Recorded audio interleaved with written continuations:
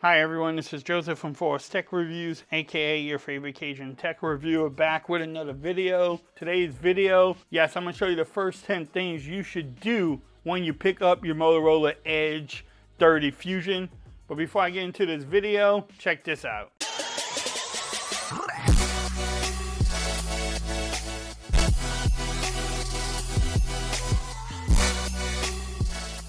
Okay everyone, so I'm back with another video today. Today's video is just a simple video. The first 10 things you should do once you pick up your Motorola Edge 30 Fusion. Again, these are the 10 things I do. If you do anything different or have any other tips you want to share, leave it in the comments. I love learning from everyone, and you can help out someone else that maybe are new to Motorola phones, and we can learn together. So again, these are the first 10 things I would do if I was you. But again, if you do something different, let me know. But let's get it going. I try not to make these videos too long because I can talk forever, y'all. I'm from Louisiana and we like to talk a lot. But let's get into it. We're going to start off with number one. We're going to go pretty simple. Now, I've been using gestures all this time, the swipe gestures on here. And you think you should, manufacturers should put that automatically, but they don't. So let's go ahead and show you how to get that off. So you go into your settings, you want to go all the way down to systems, you go to gestures, system navigation. So you can do your 3 buttons, which again, I know some people do that. I don't understand it, but I know someone said that for medical reasons that they need to have the 3 buttons on there. Hey, if that's the case, then you do it. It's your phone. But I changed mine to the gesture navigation. So, you know, you swipe left, swipe right. You can get it all the way back. I do not like the buttons for whatever reason. So, number one was pretty simple. Hopefully, you like the gestures. If not, let me know in the comments. All right, so number 2 is going to be another easy one. Let's keep it easy for the first couple ones. You want to set up a face unlock. It has it. It actually works pretty good. Let me see if I can demonstrate it with the camera. Sometimes it's hard to do. But as you can tell, it works pretty quick. But how you set that up is you go into your settings, you go into security and face unlock, and you confirm your pattern. So you can redo it. I have mine lift to unlock and then also skip the lock screen. So it goes straight into the phone. But go in there, set it up. It's just another safety feature to have on your phone. Is it the most secure? Like as far as a fingerprint scanner? No, but it's easy to unlock your phone. So set it up. Number 2, like I said, pretty easy. All right, the third thing is the refresh rate. You can set it to have it auto set it for you, or if you want to go ahead and do 144, you can have 144. Right now I have it on auto because I'm just trying to test out the battery life for the phone. But if you go into your display settings, display refresh rate, you can do 144. And that way you have it always set up as 144. Or if you want to do 60, you can do 60 hertz too. And that way it's thing. But this phone and the display is really smooth. So the first 3 things are pretty easy to do, but it makes the phone yours. Go in there, set it up. Also, number 4 is the Edge Lighten. You can have, when you get a phone call or notifications, the sides will light up different colors. Let's see how you do that is go back into your display. You go all the way down into Edge Lights down here. And you go into you can turn it off if you don't want it, but you can change colors. If I want it orange, I might leave it orange. If you want it just for incoming calls, you can do that too. Also, if you don't only want it when you have your phone facing down, you can set that up too. But this is how I have mine set up. I'm gonna leave it on orange and it will highlight the sides orange. So hopefully we get a notification and y'all can see that in between this video. So number 4, like I said, just set up your Edge lights the way you want it. Take advantage of the feature. If you don't want it, turn it off. It's up to you. Number 5 is your Dolby Atmos. So you go into settings again, You go into sounds. Go in here and set up the way you want it. Your ringtones, your media player.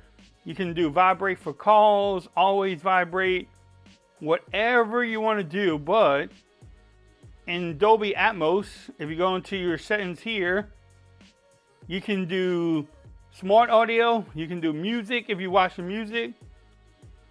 Or if you like game, maybe there's one in here you want to do your own custom. You can go in here and change it the way you want it.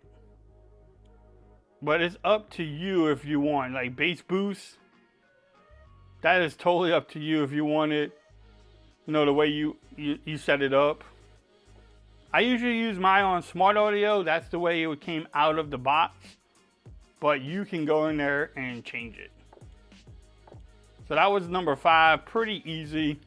Not too hard, but you want to make the phone, you know, get the most out of your phone, and that's pretty easy to do. So number 6, if I swipe to the left, it brings up Google feed. If you don't want that on there, you can go into your home settings here, and you can actually turn that off.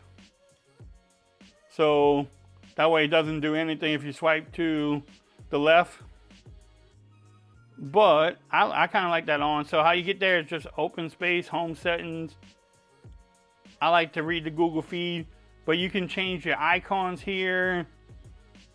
You can do home app tray, or if you want to have all your apps on your home thing like Apple, like the iPhone, you can definitely do that way too. So number 6, go in your home settings and just make it yours. If you want to go into the notification dots, you can turn that off. So go through each one, change it the way you want to, because again, it's your phone. It's something that you want to set up every time you get one of these phones. All right, so let's keep moving this video along. Number 7, you want to give a boost to your RAM and your overall performance. You can do so. So you go back into your settings, you go into systems again, into performance here, and right here you can actually do a RAM boost and get additional 3 gigs of RAM. So if I do that, it will tell me I have to restart my computer, which I'm gonna do in a later after the video. So I'm gonna just hit cancel, but you can get a RAM boost and use some of your storage for that, which is pretty cool. A lot of phones are doing that now. So it says that you can use your phone storage to extend RAM and improve overall performance. So when you get that phone, make sure you do that. I'm going to do it later because I don't want the phone to reboot while I'm doing the video. I'm glad Motorola is taking advantage of that also.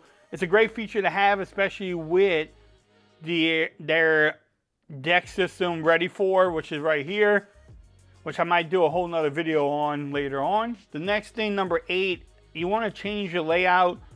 Normally it came with like a 4x4 with the apps. How you change that, you go into the Moto app, you go into personalize, and you go to layouts, and here you can change it to 4x6, 4x5. If you want to do 2x2, which I don't know why anybody would want to do it, or you can do even 5x6. I like 5x5, and that's the one I have it on now. But also in here you can change your colors, you can change your icon shapes.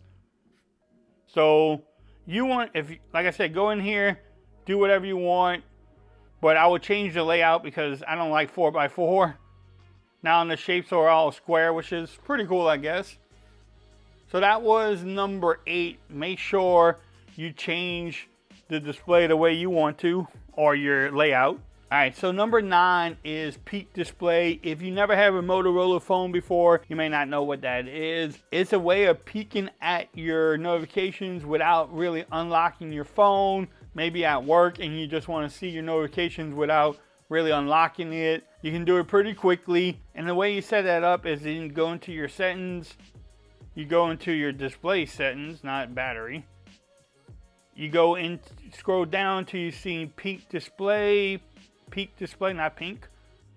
If you hit learn more, it tells you you can tap it to wait, just bump your phone, easy to unlock.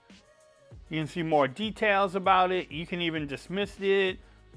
Or you go into your settings, you can change your clock style.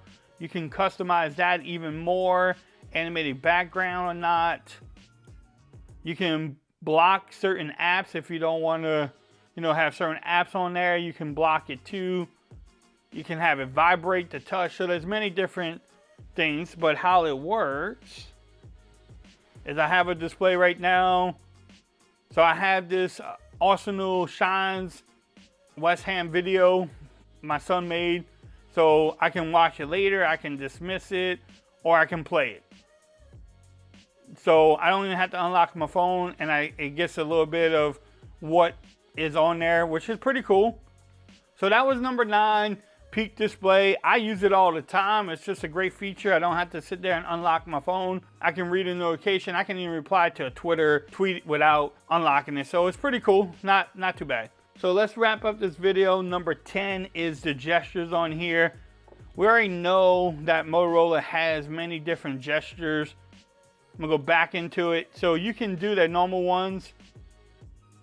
Turn on the flashlight with the shake. You can open up your camera app by doing a twist. So, and then if I twist it, it'll bring up the camera. So those gestures are there, but there's so many other gestures on here. You can do quick capture, you can do swipe to split. So if I want to do a screen split, let's see, let's pull up Twitter. So now I have Twitter, and I can select a different app. I guess it's trying to make me do. So I can have Twitter at the top and Facebook at the bottom. That's my profile. Almost at 900 followers on Twitter. I guess I should promote that more.